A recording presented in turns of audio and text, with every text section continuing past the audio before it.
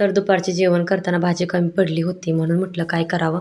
तर चपात्या होत्या, मग चपातीचेच तुकडे बनवायचे ठरवले म्हणून चपात्या आहेत तर त्या बारीक करून घेतल्या आणि नंतर बाकीची तयारी करून घेतली. ती म्हणजे चपात्याचा चुरा करून घेतला, कांदा मिरची आणि कोथिंबीर चिरून घेतलं. नंतर कढईमध्ये तेल गरम करून त्यामध्ये आहे ना तर तेल टाकून शेंगदाणे भाजून घेतले. आता हे शेंगदाणे आहेत ना चांगले भाजून घ्यायचे खरपूस होईपर्यंत. नंतर आहे ना त्यामध्ये टाकायचा कांदा आणि तेलामध्ये जिरं मोहरी पण टाका, कढीपत्ता टाका तुमच्या आवडीनुसार. आता इथे नव्हतं माझ्याकडे काही, त्यामुळं मी नाही टाकलं.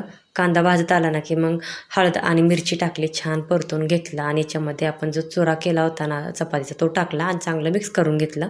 चिमूटभर मीठ पण टाकायचं आणि कोथिंबीर टाकून छान असं परतून घ्यायचं. झटपट होतं हे. तर इकडे बघू शकता नजर हटी दुर्घटना घटी असं झालं. तणे बसला होता त्याने शेंगदाण्यामध्ये, कधी बदाम टाकला कळालंच नाही आणि मस्त असं काकड्या आणि चपातीचे तुकडे एन्जॉय केले.